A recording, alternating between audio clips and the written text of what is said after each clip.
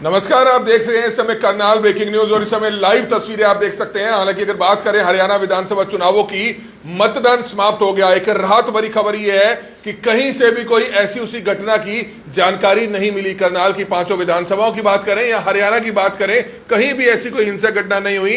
ये एक हरियाणा के लिए और करनाल जिले के लिए एक राहत भरी खबर है। लेकिन जिस तरह के अब एग्जिट पोल जो सामने आने शुरू हुए हैं, उससे क्या बीजेपी नेताओं की परेशानी बढ़ने वाली है, क्योंकि एग्जिट पोल्स के नतीजों को हालांकि पूरी तरह से भी साफ नहीं माना जाता है। लेकिन जिस तरह से एग्जिट पोल के नतीजे आए हैं, उनके मुताबिक अगर बात करें तो 27 से 28 सीटें जो है बीजेपी को बताई जा रही है, जबकि 50 से 53 सीटें जो है कांग्रेस को बताई जा रही है। और इस बारे में बातचीत करने के लिए घरोंडा से हमारे बीच में जो एमएलए उम्मीदवार है भाजपा के हरविंदर कल्याण जी मौजूद हैं। कल्याण साहब, थोड़ा राहत मिल रही होगी, रिलैक्स आपको भी मिल रहा होगा, क्योंकि चुनावी माहौल में 20-25 दिन बहुत काफी ज्यादा टाइट शेड्यूल रहा होगा। वास्तव में आज चुनाव संपन्न हुआ है और मैं सभी क्षेत्र के लोगों को मैं बधाई देना चाहूँगा कि चुनाव शांतिपूर्ण संपन्न हुआ है। और इसके लिए लोगों के अंदर जो संयम है, जो प्रशासन का भी जो एक काम रहा है, बहुत बड़ा काम होता है और बड़ी संख्या में लोगों ने भी मतदान का प्रयोग किया है।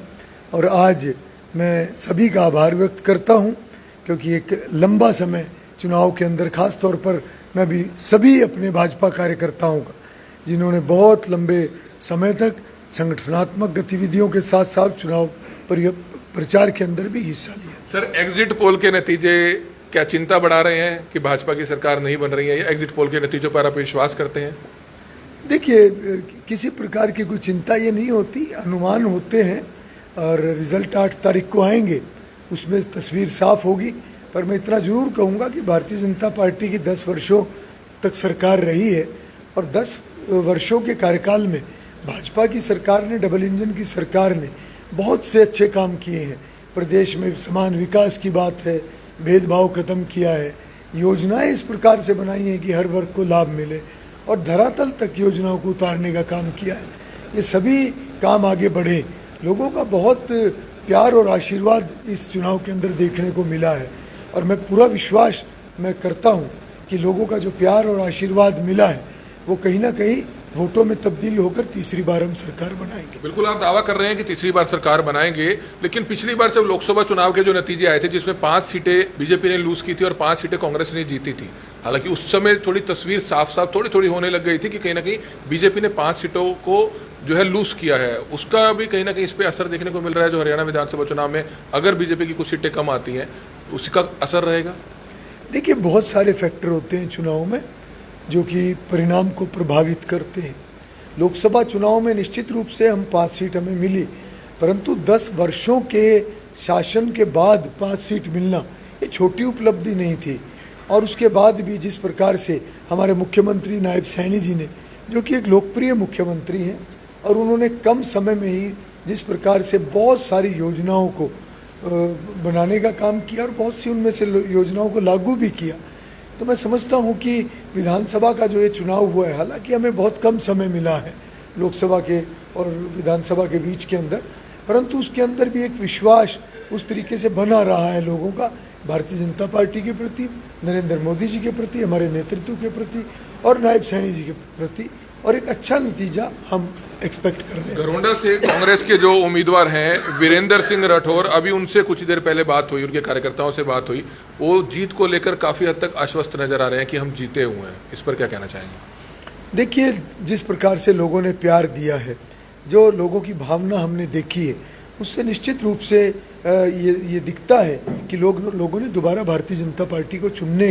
का मन भी बनाया था और उन्होंने उस प्रकार से मतदान भी किया है। करनाल जिले से और क्या खबरें आ रही हैं? 5 विधानसभा सीटें हैं, किसी से बात आपकी हुई हो, क्या कुछ खबरें आ रही हैं, क्या कहना चाहिए? देखिए, मैं बहुत ज़्यादा अभी चर्चा नहीं कर पाया, क्योंकि अभी देहात में से मैं अभी कुछ ही थोड़ी देर पहले ही मैं आया हूँ।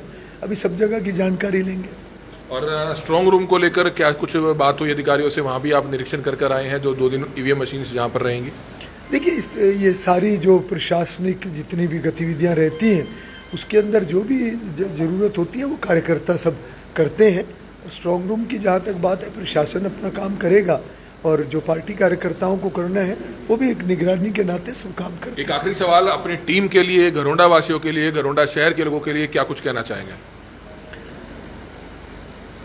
मेरे पास शब्द नहीं है जो लोगों ने प्यार दिया, और ये प्यार लगातार मिलता है लंबे समय से, जब से हम राजनीतिक जीवन में हैं और जब से हमारी सरकार बनी है। जिस प्रकार के हमारी पार्टी ने काम किए, पहले मनोहर लाल जी के नेतृत्व में, अब नायब सैनी जी के नेतृत्व में, डबल इंजन की सरकार की बात करें तो नरेंद्र मोदी जी के प्रति जो एक विश्वास लोगों के अंदर लगातार बना हुआ है, मैं सभी का आभार व्यक्त करूंगा। और इतना ही कहूंगा कि जो प्यार लोगों से हमें मिलता है, जो विश्वास लोगों का भारतीय जनता पार्टी के प्रति है, भारतीय जनता पार्टी भी एक संकल्प लेकर लोगों के लिए काम करती है, समाज के लिए काम करती है, विकास के लिए काम करती है। और जो एक राजनीति की एक अलग अलग तरह की धारणाएं और परंपराएं होती थी, भाजपा ने सत्ता में आने के बाद उन परंपराओं को बदला है। चाहे वो जातिवाद की बात है, उसको ख़त्म किया है, परिवारवाद को ख़त्म किया है, भेदभाव की राजनीति को ख़त्म किया है, और एक अंत्योदय के नाते जो गरीब आदमी के घरों तक योजनाएं पहुंचाकर एक, मैं कहूँगा कि गरीब परिवार में एक दिया जलाने का काम भाजपा ने किया है। तो मैं समझता हूँ कि ये दोनों हाथों से ये चीज़ें चलती है।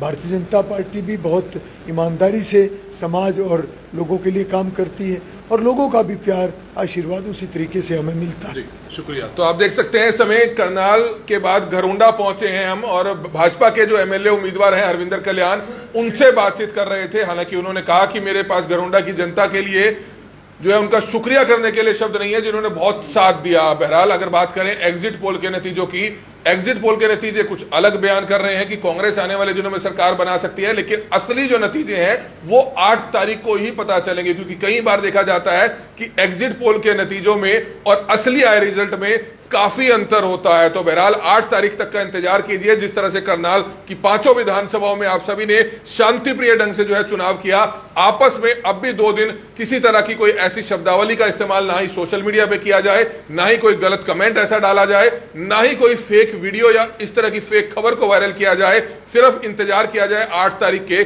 नतीजों का। हमारी आप लोगों से अपील है, ज्यादा से ज्यादा लोगों तक इस वीडियो को जरूर पहुंचाइएगा। कमल मिड्डा, करनाल ब्रेकिंग न्यूज, घरोंडा।